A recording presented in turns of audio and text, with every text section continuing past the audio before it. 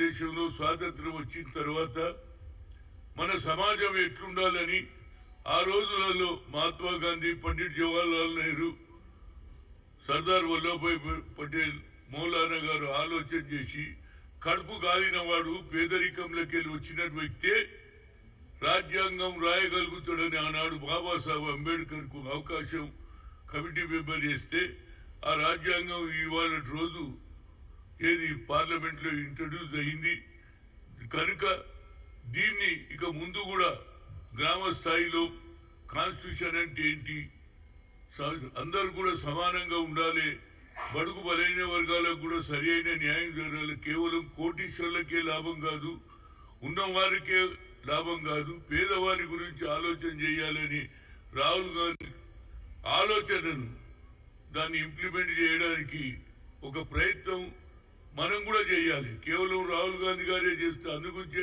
కులగణ జరగాలని ఆయన ఆలోచన. కులగణ జరుగుతూనే తప్పనిసరిగా కొన్ని కులాలు కిందనే ఉంటున్నాయి కానీ ఉన్నవాళ్ళు ఇంకా పైకి పోతున్నారు అని అదాని, అంబానీలు అటువంటి వాళ్ళకే లాభం జరుగుతుంది. వాళ్ళ రుణాలు కూడా 16 లక్షల కోట్ల రూపాయలు రుణాలు మాఫీ చేస్తారు కానీ పేదవాడు రైతుకు గాని హరిజనుకు తీసుకున్నటువంటి లోన్లు గాని ఎవడు కూడా దానికి రిలాక్సేషన్ ఇస్తలేరు. కానీ నరేంద్ర మోడీ ఆలోచన ఏమిటంటే కేవలం కార్పొరేట్ సెక్టర్లకే లాభం చేయాలనేది ఉద్దేశం. దాని గురించి 1 డిసెంబర్ రోజు రామ్లీలా మైదాన్ లో ఈ సభ జరుగుతున్నది. దీనికి కారణం ఏంటంటే అందరికీ కూడా అవకాశాలు రావాలి. కాన్స్టిట్యూషన్ రాసిన లెక్క ప్రకారంగా జరుగుతలేదు, కేవలం కొందరికే లాభం అవుతుందనే ఉద్దేశంతో ఈ చక్కటి కార్యక్రమం తీసుకున్నాం. దీని మీద డోమా అంటే D for Dalit, O for OBC, M for minority, A for Adivasi, దీని ప్రకారంగా చేస్తున్నాం. ఇది పోస్టర్ రిలీజ్ చేస్తున్నాం. తప్పనిసరిగా అన్ని మన రాష్ట్రాలు కాదు పక్క రాష్ట్రాలు అయినటువంటి ఢిల్లీ పక్కకున్న హర్యానా కానీ అదేవిధంగా పంజాబ్ కానీ హిమాచల్ కానీ యూపీ కానీ అదేవిధంగా రాజస్థాన్ అక్కడి నుంచి కూడా జనాలు వస్తున్నారు. దీని పెద్ద ఎత్తున ఒక ఆలోచన.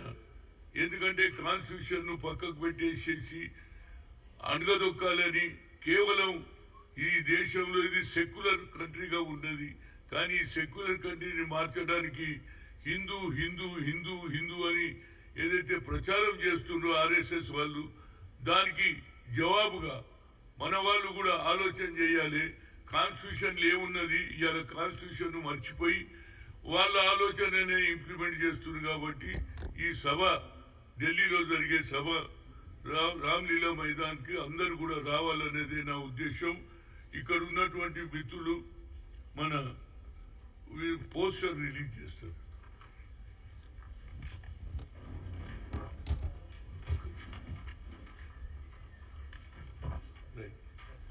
चलिए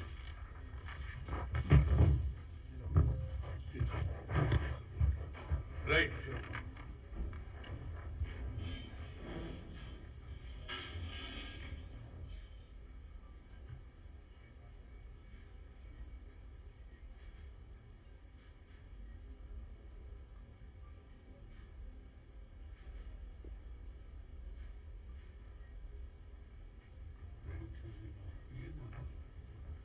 థ్యాంక్ యూ అండి.